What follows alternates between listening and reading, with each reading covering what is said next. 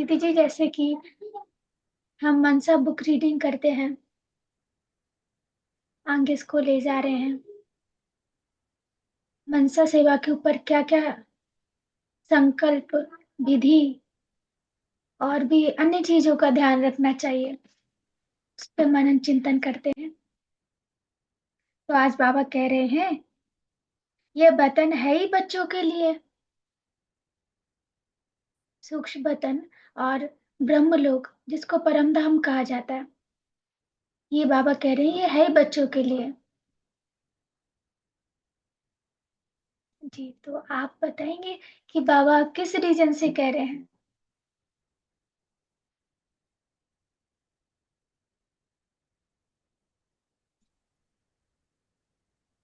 बाबा कह रहे हैं कि ये वतन सूक्ष्म वतन बच्चों का घर है। क्योंकि हमारा जो शिव बाबा, जो ब्रह्मा बाबा है, वो शिव शिव बाबा परमधाम निवासी हैं और ब्रह्मा बाबा सूक्ष्म वतन निवासी हैं। तो ब्रह्मा बाबा साकार हैं और शिव बाबा निराकार है। तो उनके माध्यम से हम सूक्ष्म शरीरों के द्वारा सूक्ष्म वतन में शिव बाबा से मिलन कर सकते हैं, इसलिए है सूक्ष्म वतन। जी दीदी। बाबा आगे कह रहे हैं, और कोई भी आत्माएं सूक्ष्म बदन का अनुभव कर ही नहीं सकती, क्योंकि ब्रह्मा और ब्राह्मणों का ही संबंध है। बाबा ये इसलिए कह रहे हैं क्योंकि हम सबको बाबा ने ज्ञान दिया है कि हम हमारे दो शरीर हैं। एक शरीर हड्डी मांस का, एक सूक्ष्म शरीर। तो ये बात ब्राह्मणों को पता है, सारा ज्ञान ब्राह्मणों को है, क्योंकि शिव बाबा ने खुद उनको ब्रह्मा के तन के द्वारा दिया है। तो इसीलिए उनको ये नॉलेज है, इसीलिए वो उनसे मिल सकते हैं सूक्ष्म बदन में जाके, और नॉलेज है उन्हें सूक्ष्म बदन की। और साधारण मनुष्य नॉलेज ही नहीं है, क्योंकि वो साधारण मनुष्य अपनी बॉडी कॉन्शियस में है। लेकिन बाबा ने हमको बताया सोल कॉन्शियस और सूक्ष्म शरीर के बारे में, इसीलिए हम उस सूक्ष्म दुनिया का अनुभव कर सकते हैं और हमें पता है। जी दीदी। बाबा आगे कह रहे हैं, भक्त लोग सिर्फ कोई विशेष दृश्य का साक्षात्कार कर सकते हैं, लेकिन सूक्ष्म बतन हमारा घर है। ब्रह्मा बाप का स्थान सो हमारा स्थान।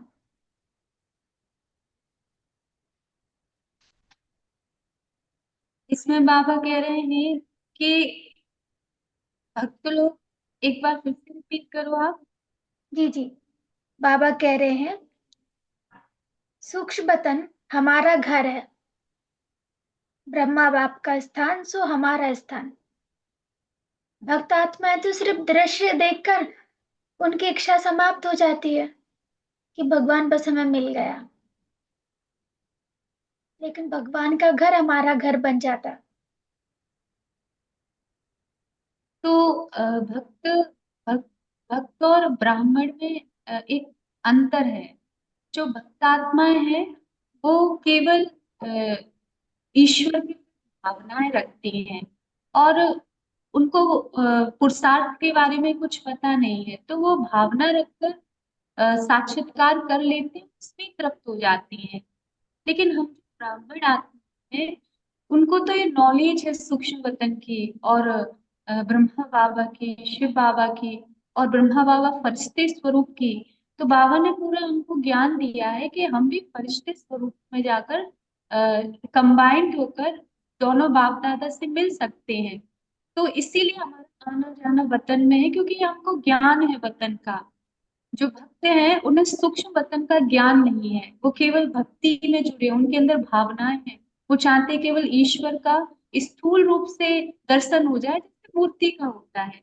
लेकिन हम सबको पूरी नॉलेज बाबा ने दी है, तो हम सूक्ष्म वतन में जाकर बाबा का साक्षात्कार करते हैं। जी दीदी।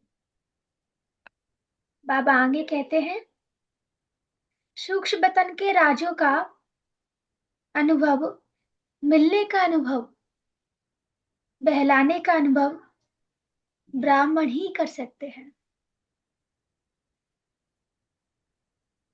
बाबा आगे बाबा का कहना है। जी जी जी बोलिए। जी। बाबा आगे कहते हैं, मधुबन बालों को ड्रामानुसार सब बातों में विशेष चांस मिला हुआ है।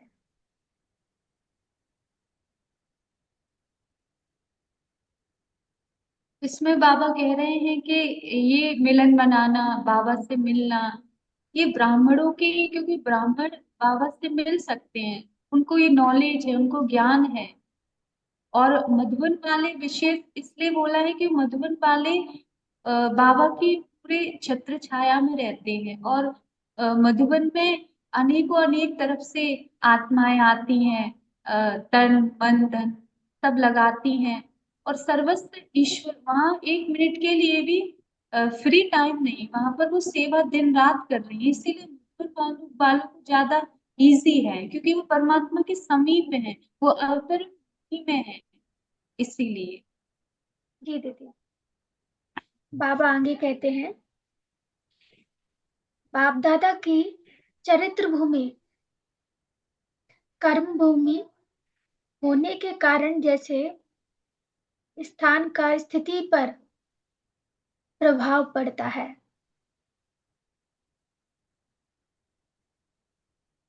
इसमें बाबा कह रहे हैं कि कोई भी स्थान होता है, कोई भी वातावरण होता है, उसका स्थिति पर बहुत प्रभाव पड़ता है। तो उदाहरण के लिए अगर आप एक मंदिर में चले जाओ, तो वहां के वाइब्रेशन से, भले ही आप बाहर से कुछ भी सोच कर आते हो, लेकिन जब मंदिर में जाते हो तो आपकी भावनाएं बदल जाती हैं, क्योंकि वहां के वाइब्रेशन अलग है। जी दीदी। जब हम किसी हॉस्पिटल में, तो हमारे वाइब्रेशन बदल जाते हैं, क्योंकि वहां का माहौल दुख दर्द अशांति का है। तो हर कर्म, तो जो ब्रह्मा बाबा या शिव बाबा, ब्रह्मा बाबा की जो कर्म भूमि थी, पांडव वन मधुबन, तो वहां का वातावरण इसलिए हमको खींचता है, इसलिए प्रभावित करता है, क्योंकि तपस्या भूमि है, सेंटर हुए। तो हर जगह का वातावरण हमारी स्थिति पर फर्क करता है। अगर हम सेंटर पर आते हैं और सब सेवा करते हो, तो घर पर भले ही हम एक गिलास भी नहीं उठाते हो, लेकिन सेंटर पर आकर हम सबके साथ मिलकर सहयोग से सेवा करेंगे और हमारी स्थिति अच्छी होगी। माहौल का, कर्म क्षेत्र का हर व्यक्ति, हर आत्मा पर प्रभाव पड़ता है। जी दीदी। बा, बाबा आगे कहते हैं,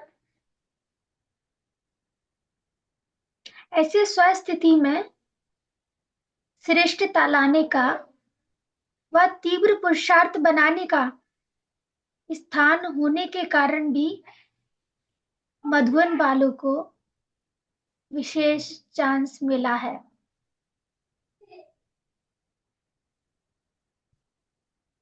विशेष चांस इसलिए मिला है क्योंकि मधुबन वाले विशेष हैं, क्योंकि वो वहां पर दिन रात सेवा कर रहे हैं, 24 घंटे। जैसे बहुत सारे विश्व से आत्माएं आती हैं, एक सेवा की, फिर दूसरी, फिर तीसरी, फिर चौथी, लगातार वो उस सेवा में लगे हुए हैं। और इतनी लगन से सेवा कर रहे हैं अपने तन मन धन से। तो इसीलिए मधुबन बाबा को विशेष चांस इसलिए भी है, क्योंकि बाबा के बिल्कुल नजदीक है। और नजदीक होना ये बहुत बड़ी बात है। तो इसीलिए बाबा कहते हैं उनको विशेष चांस मिलता है, क्योंकि मेहनत भी कर रहे हैं, नजदीक भी है, और भावनाएं अच्छी है, और लगन से सेवा कर रहे हैं। इसीलिए उनके लिए विशेष है, क्योंकि मेहनत बहुत है, 24 घंटे की मेहनत है। तो मेहनत, बाबा कहते हैं ना, सर्वेश्वर बच्चे को बाबा ज्यादा प्यार करते हैं, तो मधुबन निवासी सर्वेश्वर बच्चे हैं, इसीलिए बाबा उनको ज्यादा चांस देते हैं। जी दीदी। बाबा आगे कहते हैं, मनसा को विश्व कल्याणकारी वृत्ति में शक्तिशाली बनने का अर्थात विश्व सेवा का मुख्य केंद्र मधुबन है। बाबा इसलिए कह रहे हैं कि मनसा सेवा का मुख्य केंद्र मधुबन है। इसीलिए है क्योंकि जब हम घर से मधुबन जाते या हम सेंटर से मधुबन जाते, तो जब हम वहां पर जाते हैं तो वहां पर अंतर्राष्ट्रीय तौर पर हर व्यक्ति भगवान के पास वहां मेडिटेशन कर रहा है, सेवा कर रहा है। तो वहां के जो वाइब्रेशन है वो ये सब करा रहे हैं, इसीलिए वहां पर हो रहा है। इसीलिए वहां पर मनसा सेवा पावरफुल हो रही है, क्योंकि सबके वाइब्रेशन मिल रहे हैं। हम सेंटर पर 25 या 30 या 50 या 60 लोगों के साथ बैठे हैं, लेकिन हम मधुबन जाते हैं तो कितने सारे बाबा के बच्चे 25,000 एक साथ मेडिटेशन कर रहे हैं। तो मनसा सेवा पावरफुल तो होगी ना, क्योंकि 25,000 आत्माएं प्योर वहां पर बैठकर मनसा सेवा करके पूरे विश्व को सकाश दे रही हैं, जो हम घर पर नहीं कर सकते। घर पर कोई एक व्यक्ति ज्ञान में चल रहा है, सेंटर पर 8-10 समर्पित आत्मा है, लेकिन मधुबन में कितनी सारी समर्पित आत्माएं जाती हैं, कितनी सारी गृहस्थ में रहने वाले पवित्र आत्माएं जाती हैं। इसीलिए वहां पर मनसा सेवा बहुत पावरफुल हो सकती है। वहां से वो टावर है, वहां से पूरे विश्व को सकाश जाता है। जी दीदी।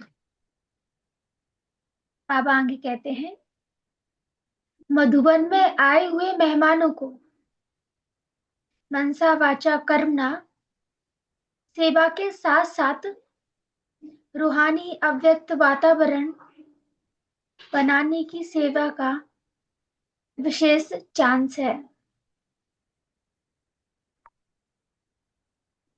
एक बार फिर से रिपीट करना। जी। मधुबन में आए हुए मेहमानों को मनसा वाचा कर्मणा सेवा के साथ साथ रूहानी अव्यक्त वातावरण बनाने की सेवा का विशेष चांस है। हाँ, बाबा ये इसलिए कह रहे हैं क्योंकि वहां जब हम जाते हैं तो हम बिल्कुल फ्री हो जाते हैं। मनसा मनसा से भी हम फ्री होते हैं, क्योंकि हम घर से जा रहे हैं, हम सेंटर से जा रहे हैं। एक हफ्ते के लिए हम अपना कारोबार छोड़कर, घर के काम छोड़कर बिल्कुल फ्री होकर जाते हैं। जब वहां पर हम जाते हैं अ, मनसा मनसा हम वहां पर बाबा को याद कर रहे हैं। बादशाह की सेवा वहां पर इतनी है नहीं, क्योंकि हम मिल जाए तो हम ज्ञान सुना सकते हैं, और कर्मणा सेवा वो होती है। लेकिन बाबा का क्या कहना है कि वहां पर हम वो सेवाएं करते हैं और ध्यान भी रखते हैं उस चीज का। तो मनसा वाचा कर्मणा तीनों सेवाएं हो रही हैं, और वहां हमें मेन सेवा है रूहानी सेवा की। तो हम फ्री हैं, तो हमें वहां क्या करना है, मन से सेवा करना है। और वहां वहां हमें बाबा ने ये वाइब्रेशन इसलिए वो घर दिया है, ताकि हम वहां बैठकर मनसा के द्वारा रूहानी वाइब्रेशन फैलाएं, क्योंकि अब फ्री हो गए। एक हफ्ते के लिए हम फ्री होकर आए हैं, सेंटर का कारोबार छोड़कर आए हैं। वहां हमें व्यर्थ में अपने समय को नहीं लगाना है, क्योंकि वो पावर हाउस है, मधुबन पावर हाउस है। वहां बैठकर हमें शक्तिशाली मनसा सेवा के द्वारा आत्मिक स्थिति में स्थित होने के बाद पावरफुल वाइब्रेशन चारों ओर फैलाने हैं। तब फैला पाएंगे जब हम सब तरफ से बुद्धियों हटाकर वहां बैठेंगे। नहीं तो वहां बैठकर भी अगर हम फोन से घर याद आया या सेंटर या कारोबार याद आया, तो फिर हम रूहानी सेवा कर ही नहीं पाएंगे, क्योंकि बार बार हमें वहां खिंचाव होगा। इसीलिए मधुबन बाबा इसलिए बुलाता है सब तरफ से बुद्धि हटाकर यहाँ बैठकर पूरे विश्व की आत्माओं की रूहानी सेवा करनी। जी दीदी। बाबा आगे कहते हैं, सहयोगी के आगे कितनी भी बड़ी बात ऐसे सहज हो जाती जैसे कुछ हुआ ही नहीं, सूली से काटा। सहयोगी के आगे ठीक है। सहयोगी के आगे कोई भी बात ऐसे सहज हो जाती जैसे सूली से काटा, कुछ हुआ ही नहीं। हाँ,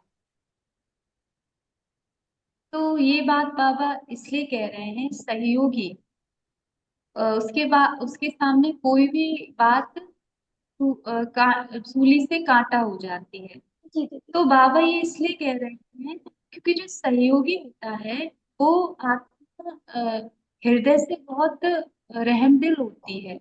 वो हर एक सहयोग करती है किसी भी बात पे, चाहे वो तन मन धन या कोई भी बातों से वो सहयोग करे।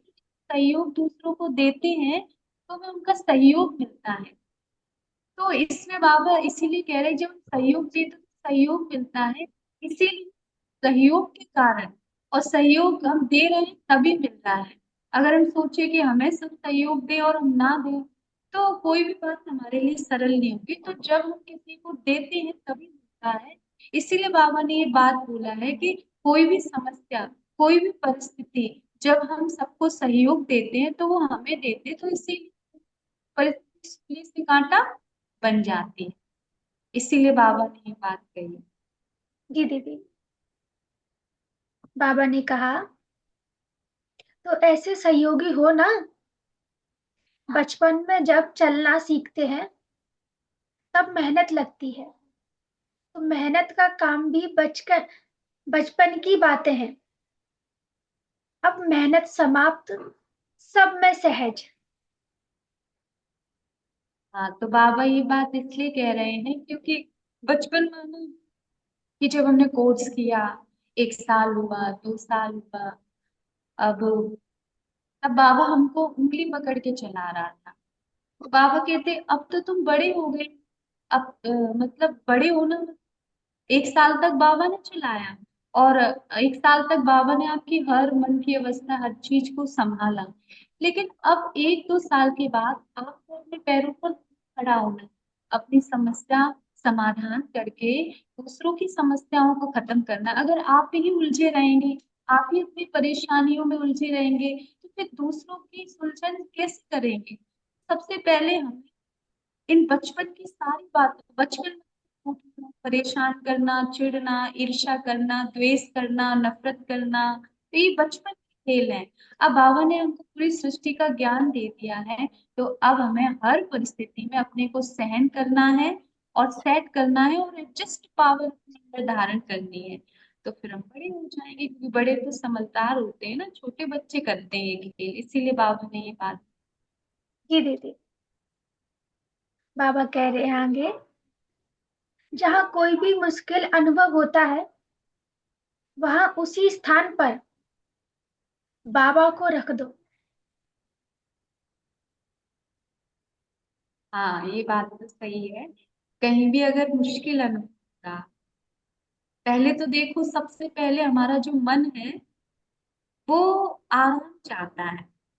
वो चाहता है कि हम कोई मेहनत करें ही ना, वो सब बना बनाया मिल जाए। लेकिन जब बाबा को याद करते हैं और जब बाबा की सेवा में अपनी कर्मयों को लगा देते हैं या कुछ भी जो सेवा में अर्पण करते हैं, तो जब बाबा को हैंड ओवर करके बाबा संभालेंगे। तो इसलिए बाबा कहते हैं कुछ भी मुश्किल था, बाबा को सामने रख। लेकिन कभी कभी क्या है, अपने देह अभिमान में खुद को सामने रखते हैं, इसीलिए हमें बाबा की मदद नहीं मिलती। अगर हमें कुछ आता नहीं है तो हम बाबा से कनेक्ट होकर कहें बाबा आपको करना है, तो बाबा बाबा हमें मदद करेगा और बाबा हमसे वो कार्य करा। इस तरीके से हमको बाबा की मदद भी। तो कभी भी कोई भी परिस्थिति में कोई भी बात हो, उसमें घबराना नहीं चाहिए। हमेशा याद रखो कि ये कार्य हम केवल निमित्त हैं, कराने वाला कौन है। अगर उसने हमको कोई जिम्मेवारी दी है तो कुछ सोच कर ही तो वो चांस दे रहा है। उसने योग्य समझा है तभी तो चांस दे रहा है। अगर योग्य समझता नहीं तो हमको ऑफर भी, तो हमें सहजता से हर उसकी ऑफर को स्वीकार करना है, फिर वो हमें मदद करेगा। जी दीदी। बाबा आगे कह रहे हैं, जैसे सागर में किचड़ा डालते तो वह अपने में नहीं रखता, किनारे कर देता है। ऐसे बाप भी बोझ को खत्म कर देते हैं। जब पंडे को भूल जाते हो तब मेहनत का रास्ता अनुभव होता है। मेहनत में टाइम हाँ, वेस्ट सही होता बात। है। हाँ, जैसे समुद्र होता है, उसमें कोई भी चीज डालो तो समा लेता है। बाबा सागर है। अब जो भी परेशानी हमारे जीवन में है और हमें वो तकलीफ हो रही है, तो हर चीज हमें बाबा को सुनानी चाहिए। अगर हमारा योग नहीं लग रहा तो भी हमें बाबा को बताना है। अगर सेवा में हमको बोझ लग रहा है तो भी हमें बाबा को बताना है। संबंध अगर ढंग से हम निभा नहीं पा रहे तो भी बाबा को, मतलब बाबा को हमें हर बात बतानी है, क्योंकि बाबा हमारा दोस्त है, बाबा हमारा पिता है। जब बाबा को हम अपनी फीलिंग बताएंगे तो ये मेरा भी अनुभव है, बाबा आपकी बात सुनेगा और आपको मदद करेगा। वो सागर है, वो हमारी सारी कमियों कमियों को समा लेता है, क्योंकि जब हम ज्ञान में आए थे तो हमारे अंदर कमियां ही तो थी। मुश्किल से एक आध विशेषता थी, और वो विशेषता थी भगवान को पहचानने की। और जब हमने ईश्वर को पहचान लिया, जब ज्ञान में जब आ गए, तो अब देखो भगवान ने हमारे अंदर कितनी सारी विशेषताएं भर दी। ईश्वर को अगर हम हर चीज बताएंगे, बाबा को हर बात बताएंगे, हर समस्या बताएंगे, उनकी फीलिंग्स बताएंगे, बाबा उसका समाधान करेंगे। और बाबा हमें फिजिकल रूप से, मेंटल रूप से, फाइनेंशियल रूप से, तीनों रूप से हमारी मदद करते हैं। भले ही वो अशरीरी है, लेकिन किसी ना किसी को मीडियम, माध्यम बनाता है। जी दीदी। बाबा आगे कह रहे हैं, अब मनसा सेवा करो, सुख चिंतन करो, मनन शक्ति को बढ़ाओ, मेहनत मजदूर करते हैं, आप तो अधिकारी हो। बाबा का कहना है कि मान लो आ, अगर कोई कलेक्टर है और वो कलेक्टर को अपनी सीट संभाल, और तो अगर छोटे छोटे कार्य ही करता रहेगा तो अपनी सीट नहीं संभाल पाएगा। तो जब वो कहीं जाए, सरकार क्या व्यवस्था करेगी कि केवल उस पर फोकस करो, सीट संभाल ले, बाकी जो तुम्हारा जो कारोबार है वो सरकार किसी ना किसी के द्वारा करा दे। तो इसी तरह ईश्वर भी क्या कहते हैं कि तुम्हें जो काम दिया है, तो काम दिया है मन शक्ति का, अच्छा सोचने का, और जो ज्ञान दिया उसका सिमरन करने का। अगर तुम इन सब बातों में व्यस्त रहोगे तो बाबा बाबा हमारा कर देगा। वो कहते हैं ना स्लोगन कि हम उसकी याद में मगन रहेंगे तो बाबा सारा कार्य करेगा, सोचने का काम भी भगवान करेगा अगर हम बाबा को याद करेंगे। पर हम सोचते क्या है, सारा काम हमको ही करना है, सारा कारोबार हमको ही करना है। तो अगर हम बाबा की मुरली का मनन चिंतन करेंगे, ज्ञान का मनन चिंतन करेंगे, बाबा को याद करेंगे, तो बाबा हमारे सारे कार्य करेगा। ये बाबा का कहना है। जी दीदी, बहुत बहुत धन्यवाद आदरणीय दीदी जी का। दीदी जी ने बहुत सुंदर बाबा के महावाक्यों को, मनसा सेवा बुक रीडिंग के इस चैप्टर को बहुत ही क्लियर करके समझाया। अब दीदी जी से नम्र निवेदन करेंगे, दीदी जी 10 मिनट 5 मिनट हमें याद की यात्रा पर ले जाएं। जैसे कि सभी जानते ही हैं कि एक एक्सपेरिमेंट चल रहा है 7 दिन तक। उस पानी को चार्ज करके इस टाइम चार्ज करते हैं और उसे पीते हैं। तेल भी साथ में बोला गया था, तेल भी रखें, उसको फिर बाद में यूज करें। तो उसके 7 दिन बाद हम इसको देखेंगे क्या निकला इसका रिजल्ट। तो आदरणीय दीदी जी से नम्र निवेदन रहेगा कि हमें याद की यात्रा पर ले चले। ओम शांति।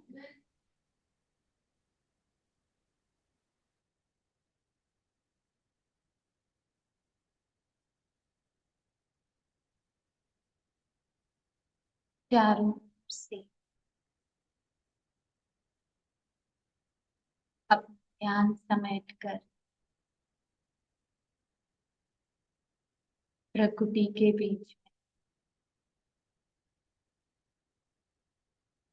चमकती हुई आत्मा पर अपने मन को एकाग्र कर। मैं चैतन्य शक्ति, इस शरीर चलाने वाली एक ऊर्जा मस्तक से पवित्र किरणें निकल रही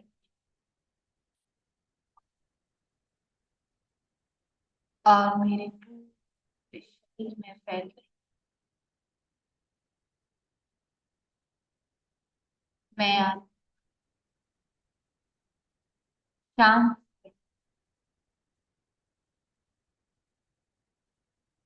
मेरे सर के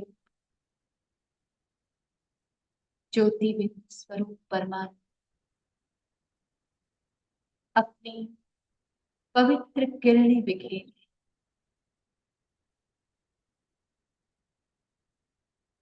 मैं भगवान की छत्र छाया मेरे मन का बोझ समाप्त कर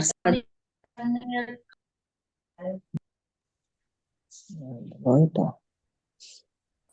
डाल दो। स्कैन करके और आपके पास एक सुपर पावर है, प्रॉब्लम सॉल्वर।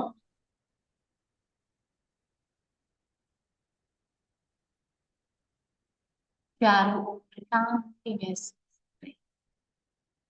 मेरा मन हाँ चलते हैं ना, कार्ड ले लें।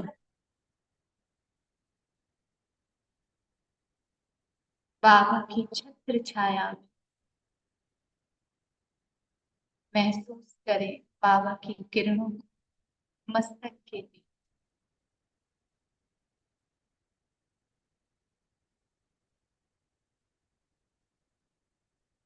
मैं आज सर्व शक्तियों से भरपूर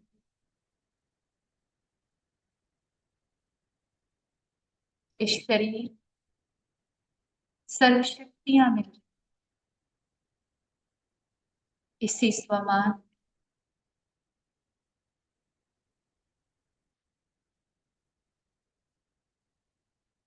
स्वयं स्थित कर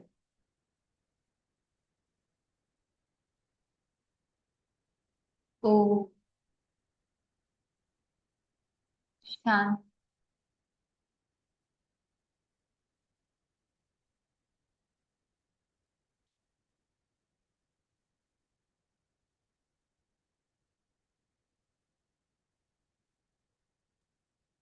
ओम शांति। बहुत बहुत धन्यवाद दीदी जी का और सभी भाई बहनों का भी। ओम शांति। Good night.